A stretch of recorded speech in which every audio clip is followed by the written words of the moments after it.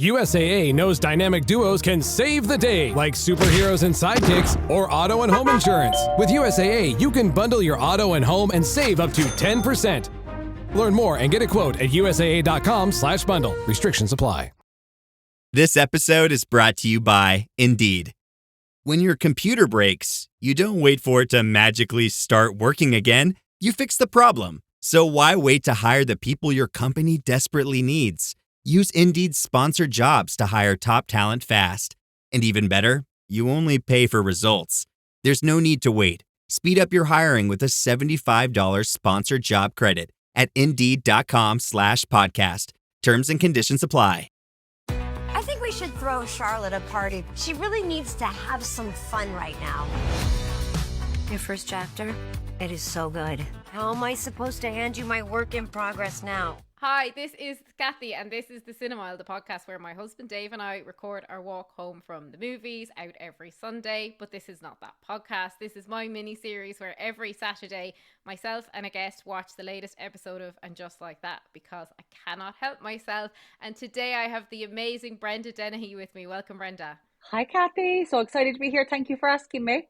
Thank you for coming. For anyone who doesn't know, Brenda is the host of the fabulous new podcast, The Comeback, where she kind of shares journeys of real people who face some of life's toughest challenges, including addiction, illness, and life-changing injuries. It's a great podcast, Brenda. Congratulations. Thank you so much, Cathy. I really appreciate that. Yeah, I'm loving it so far. It's brilliant. It's been top of the charts here in Ireland. I love it because you're speaking to normal, everyday people, and they're all magnificent guests, and they speak with so much heart. Yeah, I just think it's kind of like they're just remarkable people with remarkable stories and like just remarkable comebacks. And it's like you said there, it's the everyday people. That's what people are interested in, because I think it's because people can identify with it. Yeah. But so far, so good. Yeah. Yeah, brilliant. And you know, if anyone needs to come back, it's these girls. Definitely. One of the things that I wanted to ask you about, because you just watched last week's episode and this episode this week back to back, so thank you for doing the homework on the podcast. How did you feel about Aidan last week and his shenanigans with Cathy? Come here. All I was thinking was, she knocked in the head that she took it so well.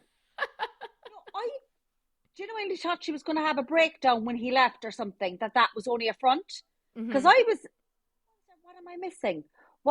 And then she was like, oh yeah, well, kind of, isn't she was accepting of it? Well, I'm like, in a way that I'm able to do that as well, that I'm able to see other people do. I didn't know there was an agreement like that. I just kind of thought that she'd be completely devastated if anything like that. She took it way too well. Too well. But I was just flabbergasted, to be honest with you. I was like, did I miss something in a previous episode? And I said, no, I didn't. So that's how I felt about it. I thought that I was kind of thinking about it after the podcast, and I thought she handled it very maturely, and I thought possibly from a place of grief where, look, she's lost her husband, she knows what the bigger picture is. But only on reflection after recording did I think, okay, fine, you mightn't mind if he sleeps with someone else, but surely it's very messy if he's sleeping with the ex-wife. Yeah, and in the same house and all, you know, that they had with the kids.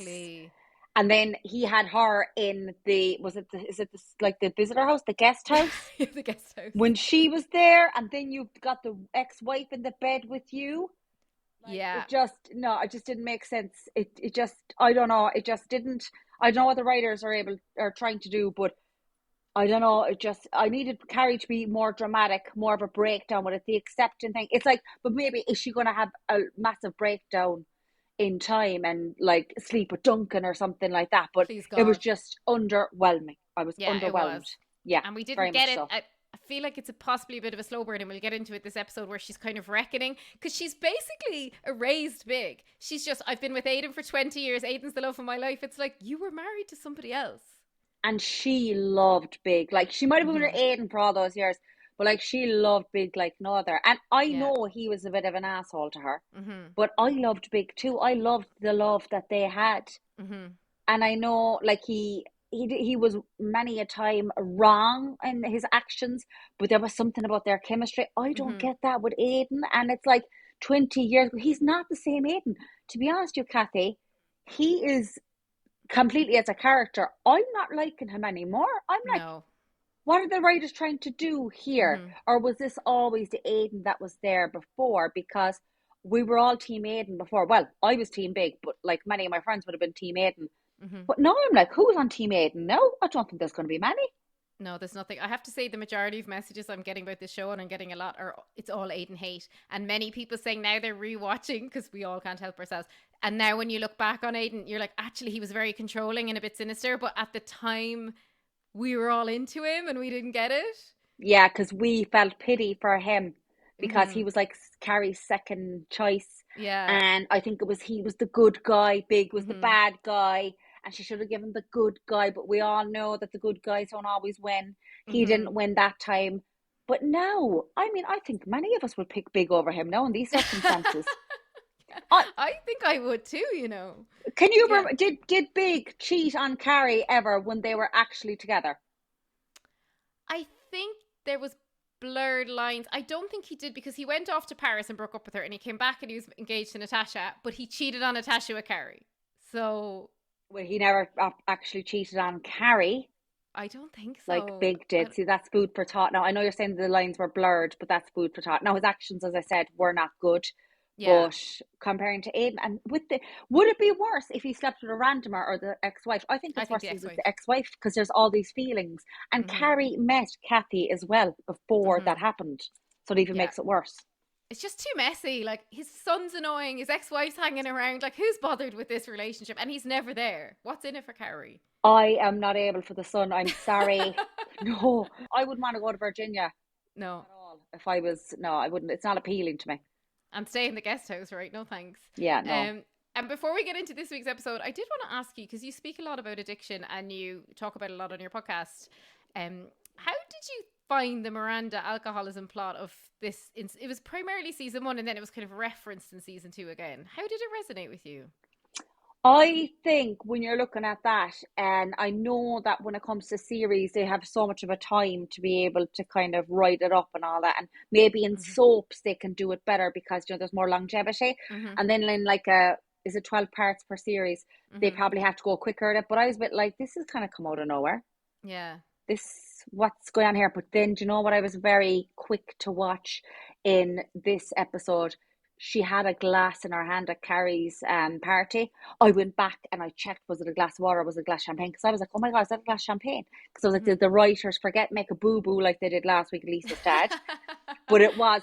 But like, she doesn't really refer to it so much now anymore.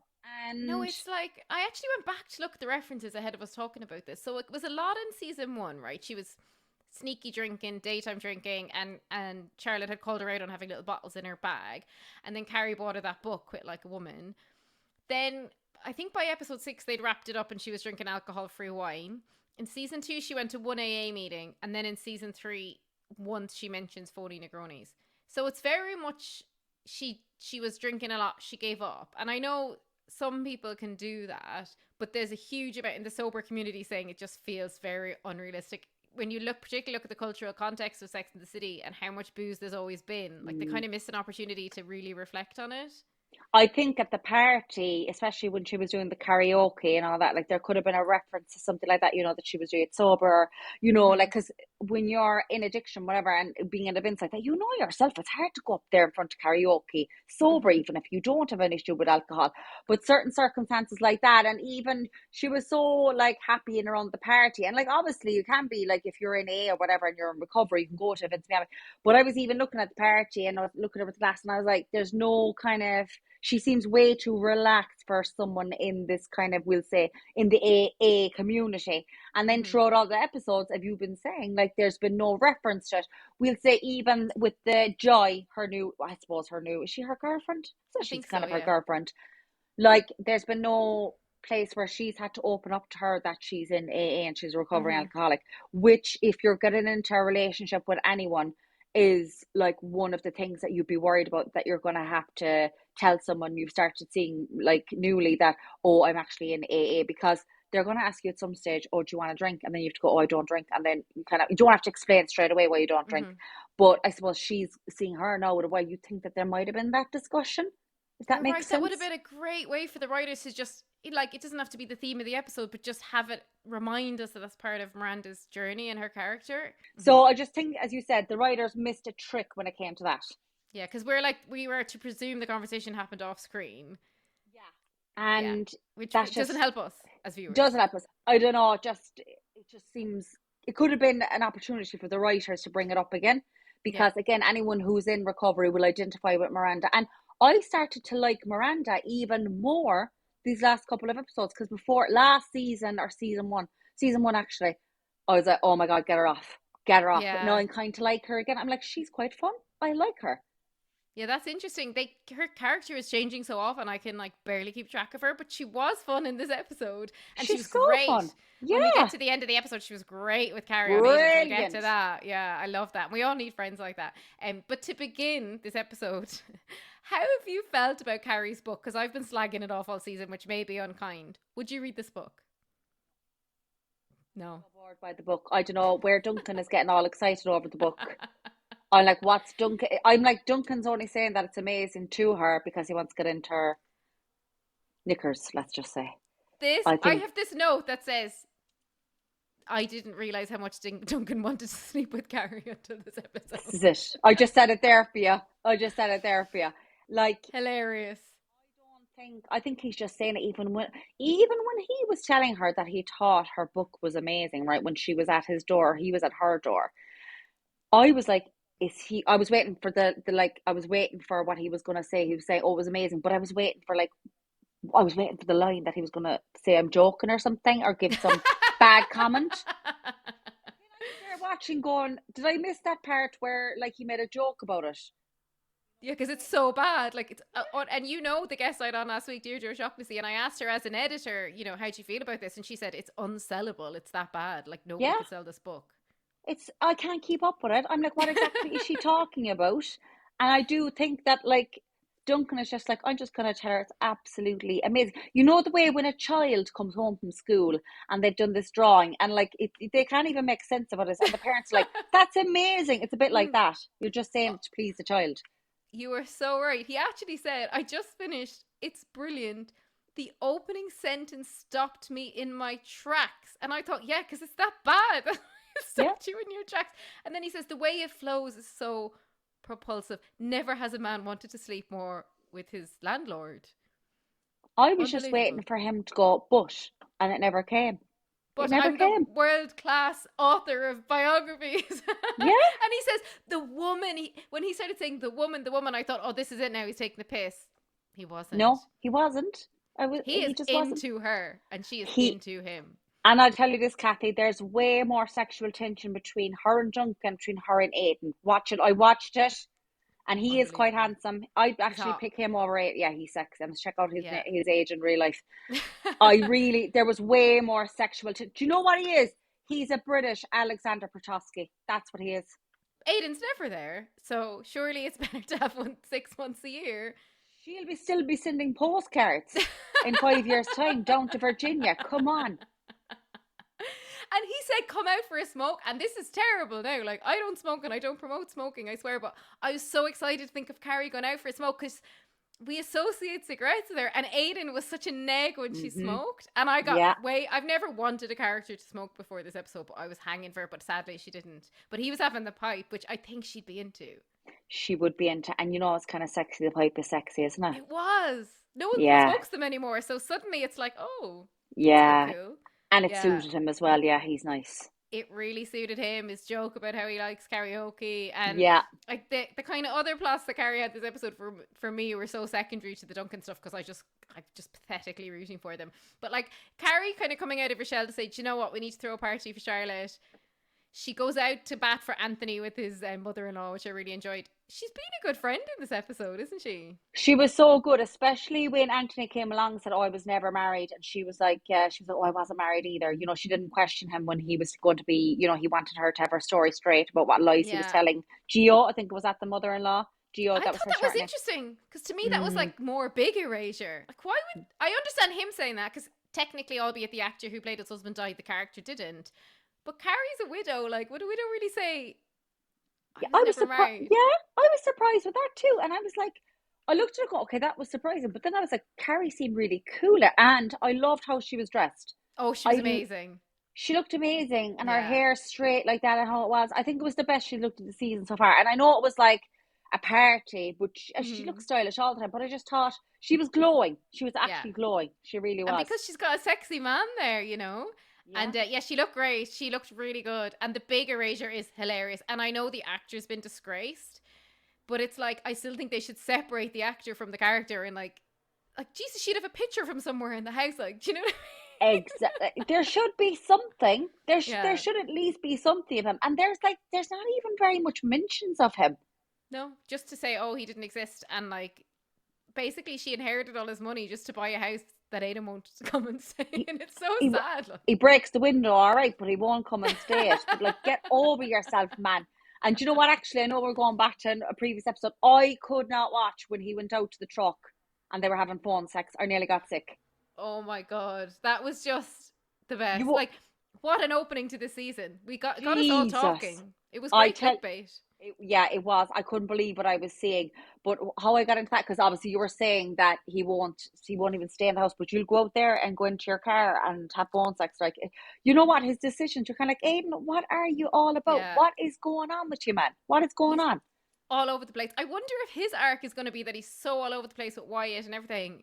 If him and Cathy got back together, and poor Bob, Cathy's lovely boyfriend, who was warning Carrie off Aidan because Aidan's such a mess, and saying Aidan won't take advice, Aidan won't medicate his kid, and now Aidan's sleeping with Bob's girlfriend, so I've gone right off Aidan. I wonder, does Bob even know? Oh, but I don't, if I was Cathy, like, Cathy's properly with Bob for like 4 years. It's not this kind of long distance situationship thing that Aidan and I don't think Bob will find out. And on the drinks with Anthony's boyfriend's mom, God help me, I can't remember any of their names. I kind of like when Carrie's like, I'm a writer, I write about love, tell me your love story. And then instead of Carrie saying about her being a widow, she's like, yeah, my boyfriend has kids. Like, she's just obsessed with Aidan. She actually is. And I actually loved how they had so much fun, the two of them. Like, they got on like a house on fire. What is, she said she was 21 when Giuseppe's mother, Anthony's mother-in-law, I think she said she was 21 when she met Gio's husband, and he was 50.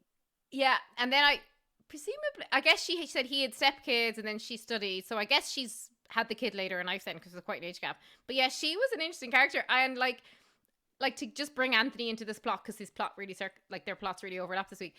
I was glad that Anthony had a plot that isn't just A, being in Charlotte's apartment, or B, serving bread to people.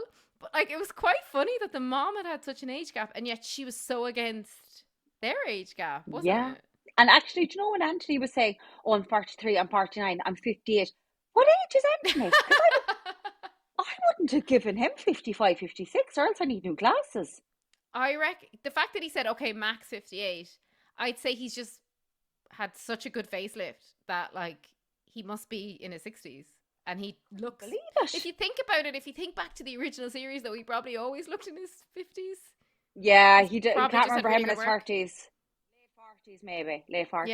Yeah, I think he's just had really good work done, and it's how he presents himself as well. Yeah, he called Giuseppe his future husband, which did make me think, oh, Giuseppe, I feel like you should branch out a bit. Like, Giuseppe's life is just hanging out with all these owl ones, you know? Yeah, I think Giuseppe wants kind of fresher meat, and he probably will go there and break Anthony's heart. That's what I see happening. Yeah, I know he's like a sensitive poet, but like, I mean, let's get to the party now for Charlotte, because talk about cringe, like, what was happening at this party? And I know it's such a strange thing with the writers, because they're referencing that it's cringe and that it's embarrassing and that it's like a baby shower. And at the same time, though, they still are forcing us to watch this. What? Like, and Brady and Miranda showing up at the karaoke. And look, I love karaoke, so no judgment, but you wouldn't do it at a party with like, what, 10, 15 people? And I think as well, Henry singing how many songs in the karaoke, so annoying. No, that was at Lisa's only plot this week, wasn't it? That her son was being a bit... I think until then I was like, Lisa's not in this now at all. And after her dad died last week, like, at least she should be in mourning. Some big reference. I know her dad died twice, but we need to, for anyone who didn't see it on social media, and it only came out after I'd recorded the episode, just as I had praised the writers last week, by the way, for doing a better job. So it's actually emerged that Lisa, Todd Wexley's father, had already died, and they'd already mentioned it in season 1. Yeah. Writers, so double death. Double death. But she came to the karaoke, and I mean, Henry wasn't grieving his grandfather. He was just piping out the all karaoke tunes a bit too much. He was getting a bit annoying, to be honest. You know, I was like, Yeah. okay, give him one song, give him two songs, but he was coming on with another third. And I Yeah. was like, oh, I was like, I'm going to turn this off. Can someone else please get the mic? And then, Yeah, of like it course, was boring to watch, wasn't it? it actually really was. I was like, okay, it Mm-hmm. was kind of like humorous, the first two songs. But Mm-hmm. then when the clip, another scene went to him, I was a bit like, oh my God, come on, please move on. This is getting a Mm-hmm. bit, you can do better than this. This is getting a bit Yeah. too much, I was saying to myself. Yeah, and it did. And it's funny because like when Miranda kind of wrestles the thing and she starts screaming and the episode's called They Wanna Have Fun.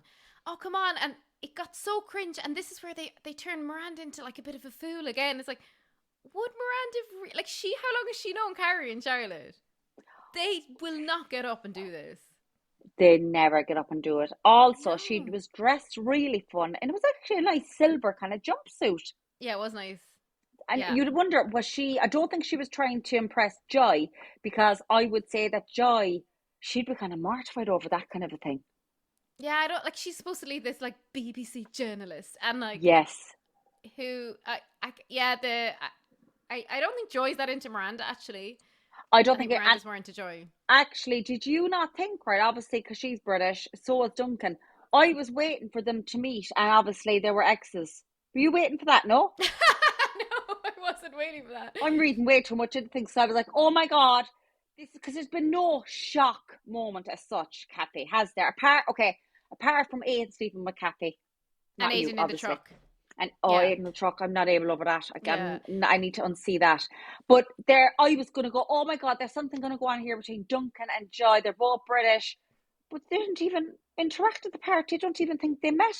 This is your perfect opportunity. Especially her as a British journalist. If nothing else, she'd know who he was. But I love, see, this is what us fans do. We write plots because they're not giving us the plot. So you've created a whole fantasy, which I often do when I'm watching it, because I'm like, wouldn't it be better if that would have been great? And turns out it was like Joy only came out later in life and he was her beard. I would Yeah. love it. They go out and smoke a pipe together, though they probably didn't have time because they were so busy having Duncan making like eyes at Carrie across the room. Yeah.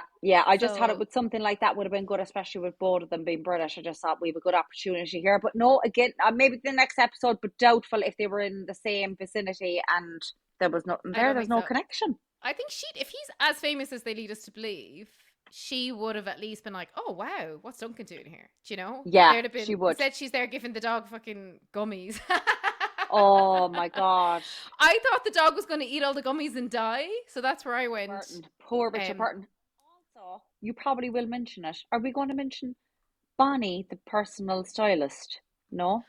Oh yes, we will get to her when we Okay, talk I'll about leave you at Charlotte. that because I was Yeah. hoping, okay, because we need Oh to yeah, discuss that. because that was really interesting. Okay, yeah, I'll Clone- leave you go back there now in your chronological Oh, order. thank you. Yeah, it's funny. I have to keep these notes, or I get on such tangents and Yeah, rants about the show. totally. Ki- That's why you Ra- need them, because the likes of me now will come up with these things in the middle of it.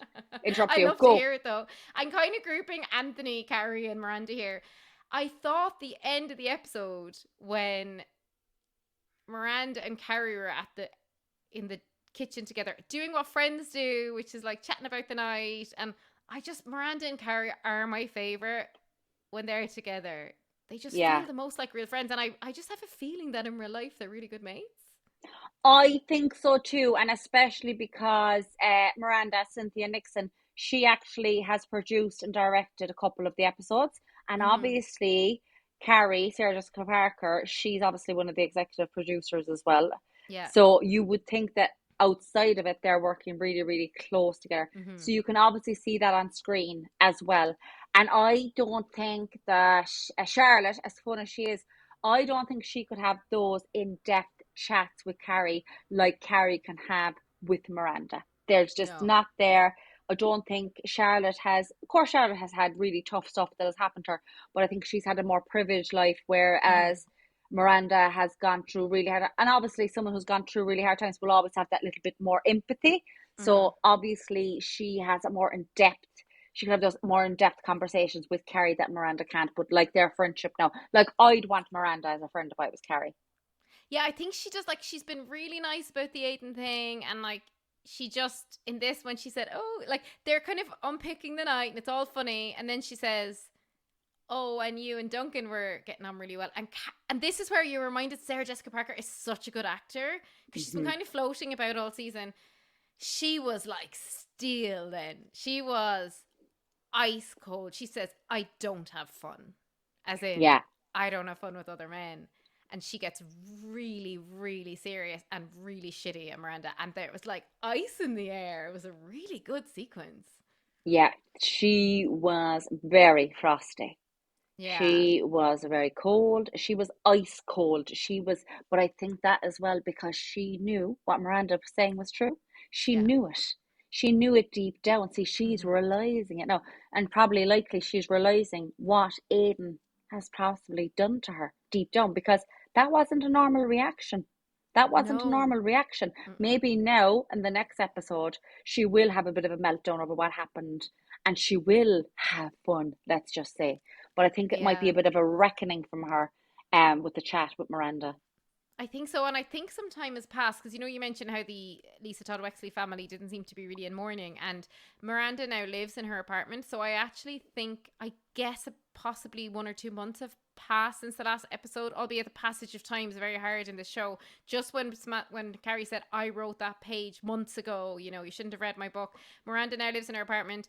Like, it takes a while to buy a place, so I wonder if Carrie's actually been sitting on Aiden's, whether or not you call it infidelity, if she's been sitting on that on her own and not told anyone, which would be Yeah, very alienating because she obviously won't tell Miranda now because she knows exactly what Miranda will think. 100%. If there's anyone she's not going to tell, it's going to be Miranda, even though they're like so close. But it's just she Mm-hmm. probably end up slipping to Charlotte about it, or probably Seema. I Yeah, could see because her Seema telling doesn't Seema. know him. But Seema'd say, tell him fuck off. I feel Charlotte's the only one who'd be empathetic enough on Aiden to say, give Aiden a break. I don't think Likely, but anyone I, else I would. think, sometimes in these circumstances, you'll tell someone like way, like who doesn't know the exact details, and Mm-hmm. like that Seema will probably just be like, oh, whatever, like get over it. You know what I mean? She'd be Yeah. well over it. She'd be like, oh, yeah, but whereas the other girls, they know her too well. And you know yourself, you're real friends. You'll always know. They'll tell you the truth. Whereas the outsiders, they don't know the real story. They'll probably tell you what you want to hear. Yeah. And they Seema probably say, well, who cares? You never agreed. You can sleep. Seema probably validate Carrie's initial reaction. Yes. Yeah. And which is also a valid reaction, but the problem is Carrie's not happy about it. Like, Carrie had said, I don't want to sleep with anyone else. But like, having Duncan downstairs, I love that they've brought this plot in, because it's just like, well, who's around every day? Like, Aidan was so passive aggressive last week when he left Duncan's writing on the table and went off. Was really bad, and especially when he told Carrie put on the shoes. I thought he was going to lose the plot. When was that actually the one before when they broke the glass? He was like, "Put on your shoes." Oh, I thought he yeah. was going to have a meltdown. I was Yeah, I like, "Oh my forgot god, about that. he's Yeah. telling her put on the fucking shoes now." He does Whereas tell her off a bit. yeah, he does put on your Yeah. shoes. It was just, and you broke the window. You broke the Yeah. window, Aiden. You oaf, you threw rocks at my antique window. Like, what are you doing? Exactly. And you But know what? It wasn't even over the window. There was so much more than that. It wasn't even the window. There was so much more to it. yeah, and because he'd just been shagging bloody Cathy, that's why. Exactly. And speaking then about how you're willing to tell someone who's not close to you, it's actually a very good segue into the personal shopper, because here we find out Harry's spilling the tea to, what was her name? I didn't catch her Bonnie. name. You had it. Love it. Great. Thanks. Excellent note taking, Brenda. Harry and Bonnie. What did you think of this? I don't think that's his personal shopper at all. Really? Oh my God, I'm being way too detective here. No, I know what she said about the shirt. When she was saying, "Oh, you're so brave for wearing that shirt," or something like that, I thought Charlotte was going to be like, "What shirt is she on about? I bought this myself." I was waiting for that, right? But I don't. I think there's something going on there. I I love this. think I think if it was the scenario, because she was brought in because Harry was panicking, he needed to tell someone. Why couldn't it have been a phone call with someone that she got him on the phone to? Why was it like out shopping with a person shopper who looked amazing, by the way? She was all dressed up. Like, you see what she had on? She Yeah, she looked looks amazing. absolutely incredible. I don't think I think there's something going on. I think, and maybe because obviously he was having issues in the bedroom, Mm-hmm. maybe the way with certain times that might happen, and Mm-hmm. then you deflect and you go elsewhere, not even for, we'll say, to like for like to even have sex or anything, but like to be intimate with someone, as a Mm-hmm. person and a relationship. I honestly think there's something else going on there. Like, why the big dramatics of the even filming the scene in the department store, Harry, her dressed up and everything. I don't know. There's just something a bit sus about it. I'm just suspect about that now, to be honest. I love this unhinged idea about Yeah, Harry in the shop. So the plot will actually move on. Harry will have the surgery. He'll be fine. The real plot is that he abandons Charlotte. yeah. I love it. I think, yes, the writers made an absolute meal of it, but it's just because they're terrible writers and they want, like, I don't know. Your theory could be correct. I just don't, like, would they do that? Like, Harry and Charlotte are the last couple standing out of the trio. I don't know. He looked way too sus for me. Way too Okay, sus. I love this theory. I'm going to come back. If you've called it right at the end of the season, I have to get you back in to analyze Yeah, and say, I told you so. I'll be there, And I girl. just could, like, everyone loves Charlotte and Harry so much. It would be quite a move because they're already undoing Aiden. They're taking away our love from Aiden. And look, So we thought Carrie would have her happily ever after, and Big died in the first fucking episode. I know, yeah. Just imagine they put Harry on a Peloton. We'd say, "Oh dear God, not Christ, him." forget it. And I was actually on a Yeah. Peloton earlier. Oh, were you? Yeah, but I'm okay though. I'm okay. Phew. I'm off to the gym now again after this, so I'm all good, Cathy. Thank God so Yeah. far. And finally, I liked the scene where, Charlotte's like, but you've not let me tell anyone. And there was the kind of shenanigans about the dog and Miranda and the misstep. There was a nice scene when Harry brought her friends into the kitchen and said, I shouldn't have said she couldn't tell you guys. And that was a really Yeah. nice scene. When they were all together, it was kind of like, it kind of felt like when it was Sex in the City. There was Mm-hmm. it was wholesome. Yeah. And it was like all the gang are back together again, apart from obviously Samantha. Mm-hmm. And I just loved the way they were all, they were, do you know what? The girls love Harry as much as nearly Charlotte loves Harry. Yeah. They He's been felt, around so long. they felt so much for him, and you could really, really see that. And I love Harry as a character. I Mm-hmm. don't want him to be cheating with Bonnie on Charlotte. I don't want that. I'm going to be so devastated. No, I'm Yeah. not saying it's going to happen. When you're But proven right. yeah, there's just something a bit suspect there, as I said, You'll be Cathy. happy now, though, as well. You'd be like, I said it, so Yeah, you'd be a bit yeah. happy if you did. The only thing I was thinking was, Harry, close the door and say up front, my kids don't know, because they're all terrible at keeping secrets. So you need to be really clear. If you're telling a secret, who knows, who doesn't know, and close the door. Exactly. And then for Carrie to be telling Miranda that Richard Burton had that's dog, for any new listeners, had cancer, you're a bit like, what?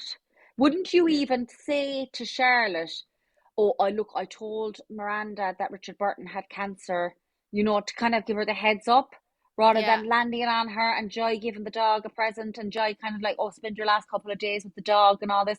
You're kind of like, come on, It was a do bit better. much. Yeah, it's where they get a bit sick on me, but like not in a good way. And then I love Charlotte's gallery friends. Like, it was kind of fun that they were there, but like, okay, again, they don't know what to do with young people. They're like, oh my God, they're young and they're not rich. What do we do with them?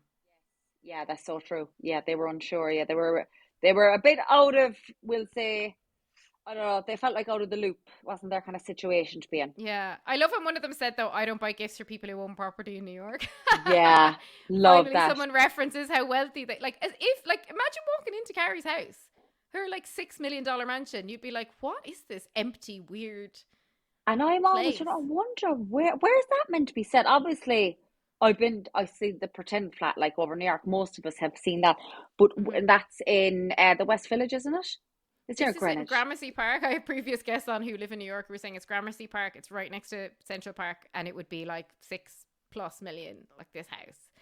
And it's just like Harry has to rent chairs like he'd rent for a wedding to have a party because she hasn't furnished it. Like, it is very unhinged, I have to say. Hey, it's Paris. You know I love sparkly things, right? Like stars. Duh. And thanks to Hilton and AutoCamp, I just slept under them. Picture me, serving looks by the fire outside my luxurious Airstream, making s'mores with the kids, while a national park is our backdrop. The great outdoors meets Hilton hospitality. That's hot. Explore all the new ways to stay at Hilton.com. Hilton for the stay. Right, moving on to Seema, who I love. How do you feel about Seema? I think I liked Seema more at the beginning. Mm-hmm. She's become a bit watered down, hasn't she? Yeah, I liked her an awful lot. Like, we'll say, when she was showing property and she was sleeping with the client upstairs. Mm-hmm. And now I know that she had with the gardener, Adam. I know she had a bit of a fling. I kind of knew that was coming. I knew that was coming.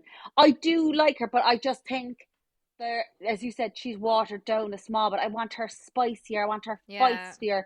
I think that she was obviously brought in to be the new Samantha, but I want her to be that bit more. Again, I want her to go back with the Seema of season 1 and season 2. Bring back Yeah. the spicy Seema. I don't know what they're doing with her this season. Like, I don't know if they're trying to round her out and therefore they've rounded, like, the stuff about her work is really boring. It's dragging on. She's not dating anyone. And then in this episode, like, I do not, like, I wouldn't go in and get my lashes done in a place like that. Like, as if someone like Seema, who's that, and I know she's lost her job, but, like, she's also still very wealthy. She just wouldn't go there and get her lashes done. Of course she wouldn't, and she wouldn't leave the likes of the guy with the big, massive, long nails go near her either. She just No. wouldn't. It was It's so just not. unhygienic. It's just not very realistic. Yeah, I didn't believe it. And they're trying to do, I think, going back to, like, say Samantha when she got the facial peel and she's at the party with the veil. And I feel like they're trying to reference, like, when, in fairness, when Seema walked in with the eye patch, I was like, she looked unreal. Like, she's stunning. And the eye patch, she rocked it. Oh, she looked amazing at the party with the eye patch. Like, she was sexy with the eye patch. Yeah, She was never so looked better good. with the eye patch. Yeah. And she could see Adam was so into her, and like I've been into the. At first, I wanted him to hook up with Carrie. Then I'm like, hook up with Cena. Just Jesus, hook up with somebody. Like when he actually was like sang Betty Davis Eyes, like it was so fun. But at the same time, I thought I remind myself this is a party that has 15 people in it, and someone's singing like that. Like it just, and they're all sober by the looks of things, except him who's like hammered.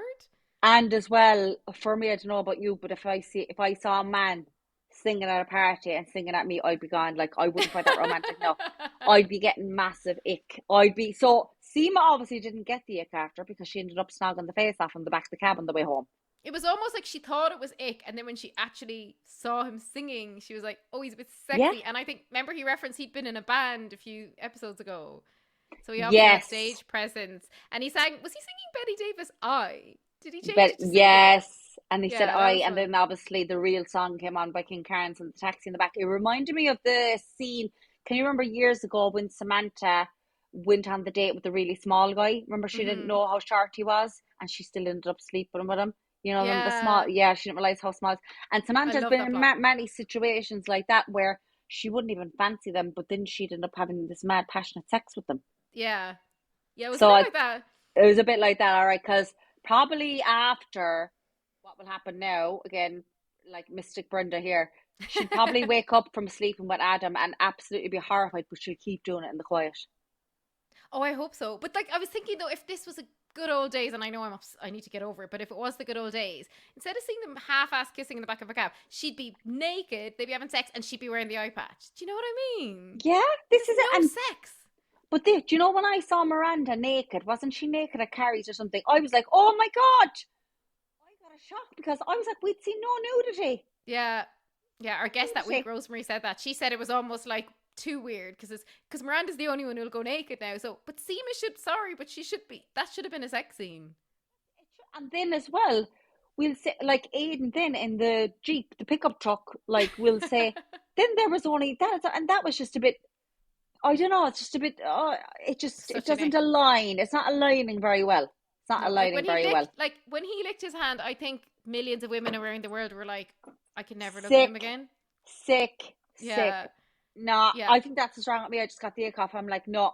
Nah, never go back again. Like, it's so funny how every week all I get is messages about Aiden. I can't tell you. It's all anyone's talking about. Like, and as you say, you were a big girl, but most of us were Aiden girls. So, you know, you've been vindicated. Sadly, the show's erased him. So totally. And he'll probably go back to Virginia now and go and sleep with Cathy again. I know. I feel like their reckoning is coming, and whether like Duncan will be a bit of a fling for her, but I think Carrie needs to reconcile with the fact that remember she had a husband who died, and that like just because Aiden was another great love, it doesn't mean he's the great love. That's so true. It's just so over. True. Like there's nothing like they're not even having fun when they're together. Do you know? They're not. They're boring. They're so boring. He's boring. Going down to Pennsylvania for a bit of glass, 2 hours away. It was like he wanted to get away from her. Yeah, and like Aiden, like Duncan's her intellectual equal, shall we say? Because apparently her book's incredible, albeit none of us believe it. And Deirdre said she wouldn't publish it, but like at the end of the day, she does have this book, and like apparently it's really good. I love when Miranda said I read it as well, and Carrie's like, that's fiction.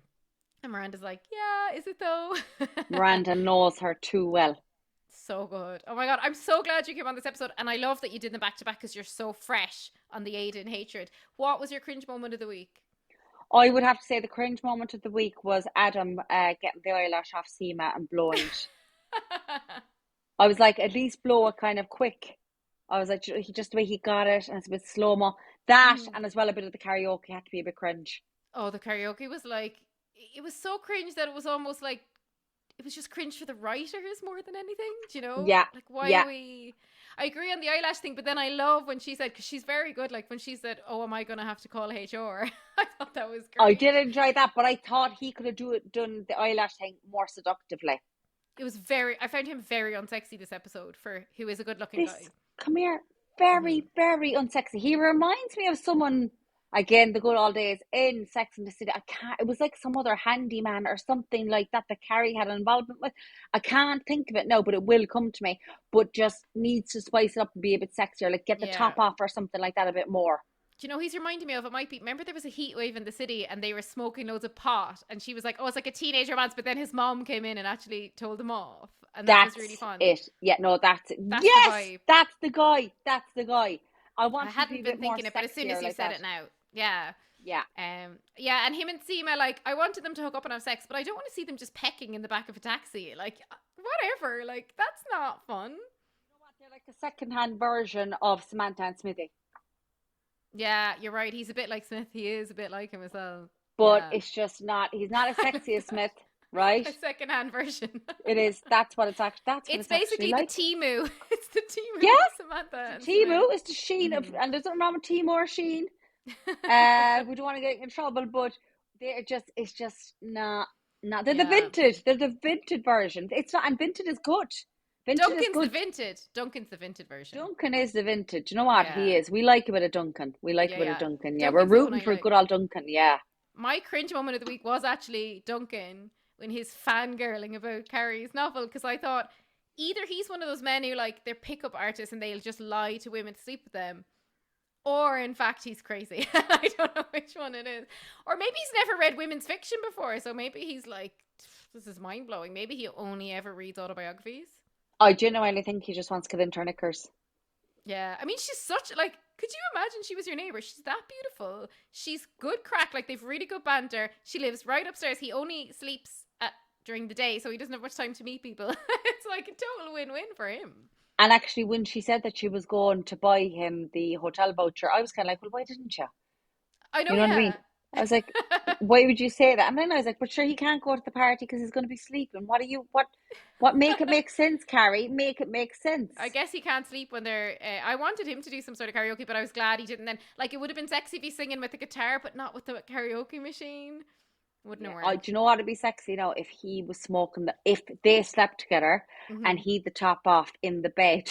Oh, stop. This is smoking the pipe. Jeez, I'm getting very hot up here. Smoking the pipe after. And she smoked it too? Yeah. Remember when she was smoking a cigarette when they used to after sex? Yeah. And they'd be in the bed, like those were steamy moments. We need a bit of that now with the pipe. Yeah. We need that. Yeah. We need that. And yeah, I've never wished for someone to smoke more now than Carrie and yeah. him. Yeah. Anyway, Brenda, thank you. You're such a laugh to have you on. Will you tell everyone about your podcast? Oh, well, yes, thank you so much, Cathy. You're so kind. My own podcast, yes, it's called The Comeback of Brenda Dennehy, and it's just kind of, we'll say, real people, raw stories, remarkable comebacks, and like it's as we said at the start, it's all walks of life. It's like addiction, it's people with like disabilities. There's also, I'm just going to think about everything that's the last couple of episodes.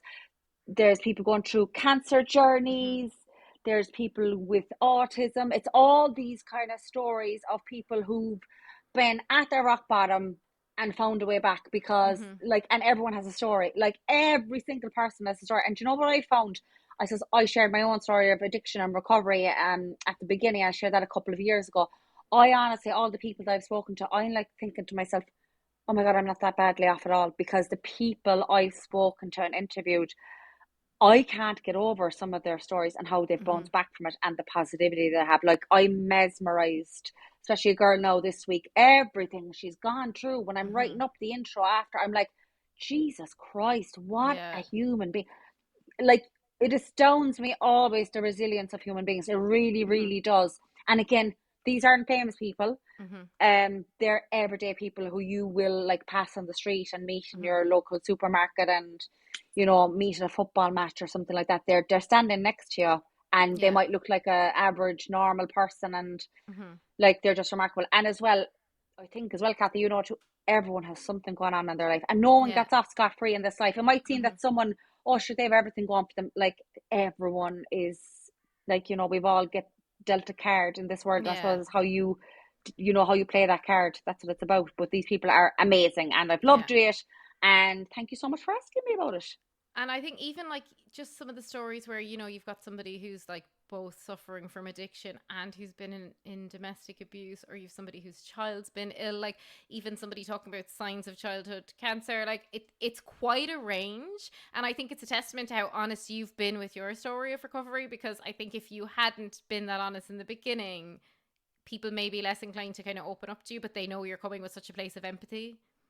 I wanted to reshare my story to have it at the first podcast on it, because you might be asking people, and I didn't want people thinking, sure, what would she know? Because it might seem like in my life, we'll say even on my Instagram or whatever, oh, sure, she's jumping around place, having a great time over in London, having the crack all the time. Sure, what would she know about, you know, rock bottoms and being the gutter? And so that's why I shared my story. Whereas like a couple of years ago, I was at the rock bottom. Like, I honestly, like I always said, I never thought I'd laugh again. I never thought I'd smile again. I was so depressed, and turning around now to absolutely loving life. And I always had a dream of moving to London, working in television, and I'm doing that dream.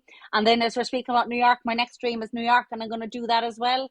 Oh, and wow. You'll be at Gramercy Park. You can rent Carrie's basement. I'll be in there, I'll be stalking her gaff and going down to Duncan. I nearly go back in the smokes for to share a cigarette with Duncan and his pipe. I'd do the pipe for Duncan.